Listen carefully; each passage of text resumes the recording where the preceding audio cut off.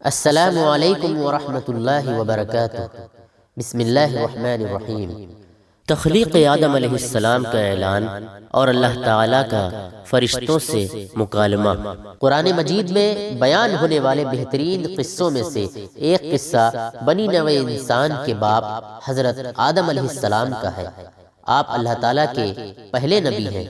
آپ کا قصہ قرآن مجید کی مختلف صورتوں میں متعدد پیرائے میں بیان ہوا ہے۔ اللہ تعالیٰ نے سورہ بقرہ میں اس قصے کو بیان کرتے ہوئے فرمایا، اور وہ وقت یاد کرنے کے قابل ہے جب تمہارے پروردگار نے فرشتوں سے فرمایا کہ میں زمین میں اپنا نائب بنانے والا ہوں۔ انہوں نے کہا، کیا تو اس میں ایسے شخص کو نائب بنانا چاہتا ہے جو خرابیاں کرے اور کشت و خون کرتا پھرے، اور ہم تیری تعریف کے ساتھ تسبیح و تقدیس کرتے رہتے ہیں۔ اللہ تعالیٰ نے فرمایا، میں وہ باتیں جانتا ہوں جو تم نہیں جانتے، اور اس نے آدم کو سب چیزوں کے نام سکھائے، پھر ان کو فرشتوں کے سامنے پیش کیا اور فرمایا کہ اگر تم سچے ہو تو مجھے ان کے نام بتاؤ۔ انہوں نے کہا، تو پاک ہے، جتنا علم تو نے ہمیں بخشا ہے اس کے سوا ہمیں کچھ معلوم نہیں ہے، بے شک تو دانا اور حکمت والا ہے۔ تب اللہ تعالیٰ نے آدم کو حکم دیا، آدم تم ان کو ان چیزوں کے نام بتاؤ۔ جب انہوں نے ان کے نام بتائے تو اللہ تعالیٰ نے فرشتوں سے فرمایا، کیوں میں نے تم سے نہیں کہا تھا کہ میں آسمانوں اور زمین کی سب پوشیدہ باتیں جانتا ہوں، اور جو تم ظاہر کرتے ہو اور جو تم پوشیدہ کرتے ہو سب مجھ کو معلوم ہے۔ اور جب ہم نے فرشتوں کو حکم دیا کہ آدم کے آگے سجدہ کرو تو وہ سب سجدے میں گر پڑے، مگر شیطان نے انکار کیا اور غرور میں آ کر کافر ہو گیا۔ اور ہم نے کہا، اے آدم تم اور تمہاری بیوی جنت میں رہو اور جہاں سے چاہو بے روک ٹوک کھاؤ پیو، لیکن اس درخت کے پاس نہ جانا، نہیں تو ظالموں میں داخل ہو جاؤ گے۔ پھر شیطان نے دونوں کو وہاں سے پھسلا دیا اور جس عیش و نشاط میں تھے اس سے ان کو نکلوا دیا۔ تب ہم نے حکم دیا کہ بہشت بری سے چلے جاؤ، تم ایک دوسرے کے دشمن ہو، اور تمہارے لیے زمین میں ایک وقت تک ٹھکانہ اور معاش مقرر کر دیا گیا ہے۔ پھر آدم علیہ السلام نے اپنے پروردگار سے کچھ کلمات سیکھے اور معافی مانگی، تو اللہ نے ان کا قصور معاف کر دیا، بے شک وہ معاف کرنے والا اور صاحب رحم ہے۔ ہم نے فرمایا کہ تم سب یہاں سے اتر جاؤ، جب تمہارے پاس میری طرف سے ہدایت پہنچے تو اس کی پیروی کرنا، کہ جنہوں نے میری ہدایت کی پیروی کی ان کو نہ کچھ خوف ہوگا اور نہ وہ غمناک ہوں گے، اور جنہوں نے اس کو قبول نہ کیا اور ہماری آیتوں کو جھٹلایا وہ دوزخ میں جانے والے ہیں، وہ ہمیشہ اس میں رہیں گے۔ سورہ بقرہ آیت نمبر 30 سے 39 تک۔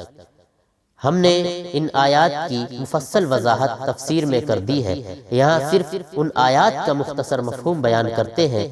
انی جاعل فی الارض خلیفہ، میں زمین میں خلیفہ بنانے والا ہوں، یعنی اللہ تعالیٰ نے آدم علیہ السلام اور ان کی اولاد کی تخلیق کا ارادہ ظاہر فرمایا، جن کی ہر نسل پہلی نسل کی جگہ لے گی، جیسے کہ ایک اور مقام پر فرمایا ہے، اور وہی ہے جس نے تم کو زمین میں خلیفہ بنایا، اور فرمایا وہ تمہیں زمین میں خلیفہ بناتا ہے، یعنی اللہ تعالیٰ نے فرشتوں کو آدم علیہ السلام اور ان کی اولاد کی تخلیق کی خبر دی۔ جس طرح کسی بھی عظیم کام کو وجود میں لانے سے پہلے خبر دی جاتی ہے، فرشتے آدم علیہ السلام کی تخلیق کے بارے میں مزید معلومات اور اس کی حکمت جاننے کے خواہش مند تھے، اس لیے انہوں نے عرض کی، کیا تو اس میں ایسے شخص کو نائب بنانا چاہتا ہے جو خرابیاں کرے اور کشت و خون کرتا پھرے؟ اس سوال کا مقصد نہ تو اللہ تعالیٰ پر اعتراض کرنا تھا، نہ بنی آدم کے مقام و مرتبے کا انکار مقصود تھا، اور نہ انہیں انسانوں سے حسد تھا جیسے کہ بعض لوگوں کو غلط فہمی ہوئی ہے، بلکہ اس سوال کا مقصد محض اس کی حکمت معلوم کرنا اور مزید معلومات حاصل کرنا تھا۔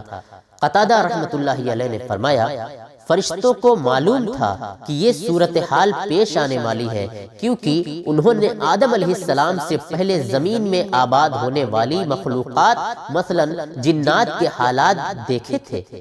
حضرت عبداللہ بن عباس رضی اللہ تعالی عنہما نے فرمایا جن آدم علیہ السلام سے تقریباً 2000 سال پہلے سے زمین پر آباد تھے، انہوں نے قتل و غارت کی تو اللہ تعالیٰ نے فرشتوں کا لشکر بھیج دیا جنہوں نے ان فسادی جنوں کو سمندروں کے دور دراز جزیروں کی طرف دھکیل دیا۔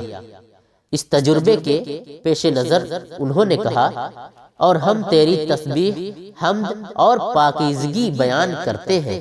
اس کا مطلب یہ ہے کہ ہم ہمیشہ تیری عبادت کرتے ہیں، ہم میں سے کوئی بھی تیری نافرمانی نہیں کرتا۔ اگر انسانوں کی تخلیق کا مقصد یہ ہے کہ وہ تیری عبادت کرے تو ہم موجود ہیں جو دن رات کسی کوتاہی یا اکتاہٹ کے بغیر تیری عبادت میں مشغول رہتے ہیں۔ اللہ تعالیٰ نے فرمایا انی اعلم ما لا تعلمون، جو کچھ میں جانتا ہوں تم نہیں جانتے، یعنی مجھے ان کی تخلیق کی وہ حکمت معلوم ہے جو تم نہیں جانتے، یعنی ان میں نبی، رسول، صدیق، شہداء اور نیک لوگ پیدا ہوں گے۔